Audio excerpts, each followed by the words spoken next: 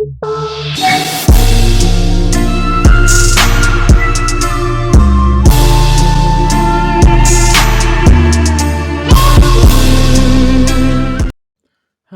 everyone, this is Lion Studios, and today we're of course getting into the third episode of What If Goku Was the Legendary Super Saiyan.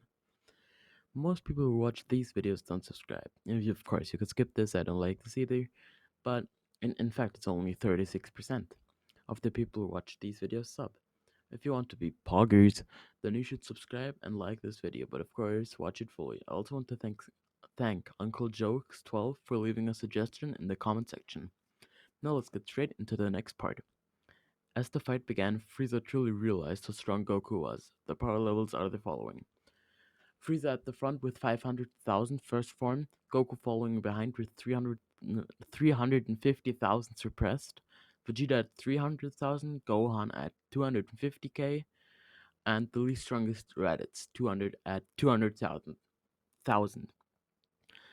As Frieza was getting tired of the monkey, he shot a giant beam through his chest. However, Goku was still alive. As the group was still in shock, a small Namekian child came last second and was able to heal Goku. But the small child, who was in fact Dende, had a beam shot through his chest. But now Goku was angry. And I mean, angry. He had gotten a giant Zenkai boost, boosting him to 3 million. So Frieza quickly transformed into his final form, now being at 150 million. Goku sent away Gohan and the rest of the gang to get the Namekian child healed, but Raditz and Vegeta stayed behind. And to wish with the Dragon Balls, which all went smoothly.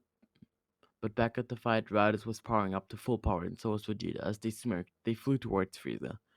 Both of them couldn't sense Ki well, so they thought that they massively overpowered Frieza, which was in fact wrong. Goku tried to stop the two, but he was too late. Frieza shot two beams, or death beams to be more exact, through both of their hearts. They were silenced until the entire planet started shaking. Goku's immense power was coming out. No longer suppressed, he was at 30 million, and his hair flickered from its usual black state into a spiky green. As Goku shouted, "I'll never forgive you, Frieza!" Goku had known his brother for a year now, and they definitely formed a bond, so his power grew immensely. And of course, he liked Vegeta as well after spending like 10 months with him. Frieza's power seemed like a tiny dot in comparison. Of course, Frieza instantly begged for forgiveness because he's a little crab, but seeing it won't work, he decided on blowing up the planet. It hit the core, but before Frieza could even finish his sentence of them having only 5 minutes, Goku sped toward him, eyeing him down, then punching him, and punching him, and punching him, and punching him, and punching him, and guess what? Punching him. Goku was pummeling Frieza until finishing the still kind of living pile of Frieza off with a giant ki blast that could have torn the planet up right now and maybe even a universe. But that was a joke. The weird thing was Goku was getting stronger every punch he delivered, but that was of no importance right now.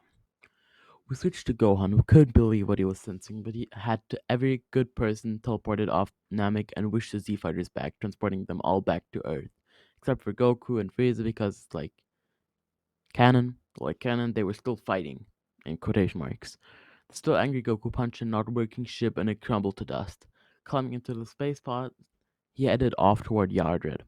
They also had wished for everyone to be revived who was of good heart and was killed by Frieza.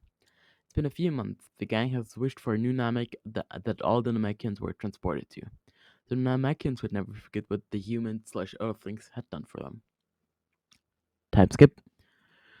As the Sea Fighters were waiting for Goku, sensing a strong energy that they supposed would be him, King Cold shows up. And of course, he was alone. Something was off from the original. But of course, you know what? Frieza is not here. Frieza is literally dust. He showed up in hell now. Like he is dead, dead. And so will be King Cold in a bit because Trunks showed up. Trunks tells King Cold to stop his actions, yada yada yada.